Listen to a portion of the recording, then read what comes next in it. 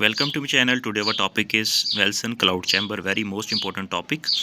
Nuclear physics को हमने start किया था, alpha particle, beta particle, gamma rays को हमने डिस्कस किया अच्छे से, उनकी प्रॉपर्टीज़ वगैरह को देखा, उनके सोर्सेज को देखा।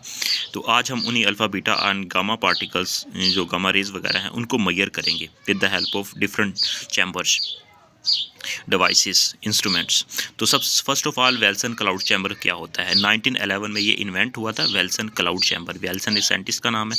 तो दी आयनाइजेशन डिफरेंस होता है, हमें पता है कि आयनाइजेशन डिफरेंस होता है alpha beta and gamma radiations का। तो alpha the ionization difference is used in the Wilson cloud chamber. मतलब कि alpha beta and gamma radiation जो होती हैं बेसिकली इनका आयनाइजेशन डिफरेंस होता है, जो हमने प्रीवियस लेक्चर के अंदर डिस्कस कर चुके हैं। इन डिफरेंस को यूज़ करते हुए हम बेसिकली कि आयनाइजेशन डिफरेंस को यूज़ करते हुए हम बेसिकली विल्सन क्लाउड चैम्बर्स का बनाया गया, और इसको हम फिर आगे देखते हैं कि किस तरह ये डिफरेंस जो होता है ना विल्सन क्लाउड चैम्बर के अंदर ये रोल प्ले करता है।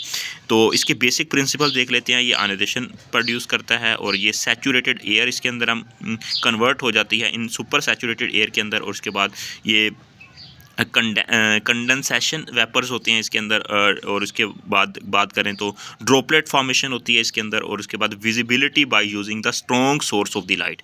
तो ये बेसिकली इसके अंदर बेसिक प्रिंसिपल्स होते हैं। जब इसके अंदर हम वर्किंग करते हैं तो ये बेसिकली फोनोमेना कर देते हैं। तो डेफिनेशन इसकी किस तरह करेंगे? It is a device which show the path of an ionization particle. Basically कहाँ कहाँ से पार्टिकल गुजर रहे हैं, जा रहे हैं। फॉर एग्जाम्पल ये अल्फा पार्टिकल यहाँ ऊपर जा रहा है, मतलब इस तरफ जा रहा है, तो इसका पाथ विजिबल आ जाएगा। अगर मैं बात करता हूँ बीटा पार्टिकल, ये भी जिस डायरेक्शन में जाएगा तो इसका पाथ बन जाएगा।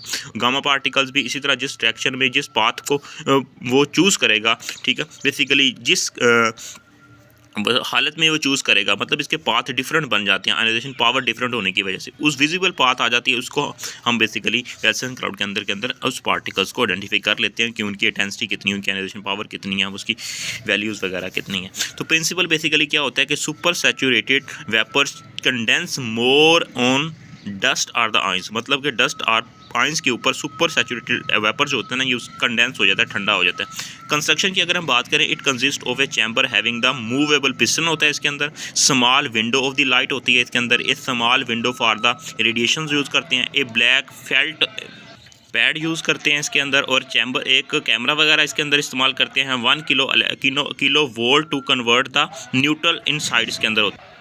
वर्किंग की अगर हम बात करें, as a radiation passing through the chamber ions are produced, the vapors condense their ions, the path of radiations appear to be foggy. इस तरह बेसिकली आइंस वगैरह हमारे पास वहाँ पे बन जाते हैं। गामा रेडिएशन इस तरह सीधी इस तरह की लाइन नजर आ रही थी, इस तरह बेसिकली इस तरह की हो जाती हैं, और ये हमारे पास बेसिकली इनका पाथ बन जाता है। हमारे पास डिफरेंट उनका कंडीशंस में वो इनका पाथ बन जाता है, जहाँ पे अगर जिनके रास्ते में आइंस वगैरह और वहाँ पे डस्ट पार्टिकल्स आते हैं तो वो उनके ऊपर जम जाते हैं, मतलब कंडेंस हो जाते हैं। ये हमारे पास अल्फा बीटा गामा रेडिएशन वगैरह, ठीक है।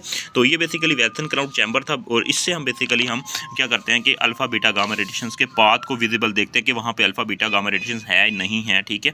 तो वो बेसिकली इसके अंदर हम देखते हैं कि गामा रेडिएशन वगैरह को डिटेक्ट करने के लिए। तो नेक्स्ट हम लेके चलेंगे विल्सन। यहाँ पे हमारे पास है विल्सन क्लाउड चैम्बर के बाद विलियम गिगर मुलर काउंटर, ठीक है। गिगर मुलर काउंटर वगैरह को देखेंगे आगे, इसका फंक्शन क्या है, किस तरह काम करता है। इंशाल्लाह मिलते हैं नेक्स्ट वीडियो में। ऑल द बेस्ट, अल्लाह हाफिज़।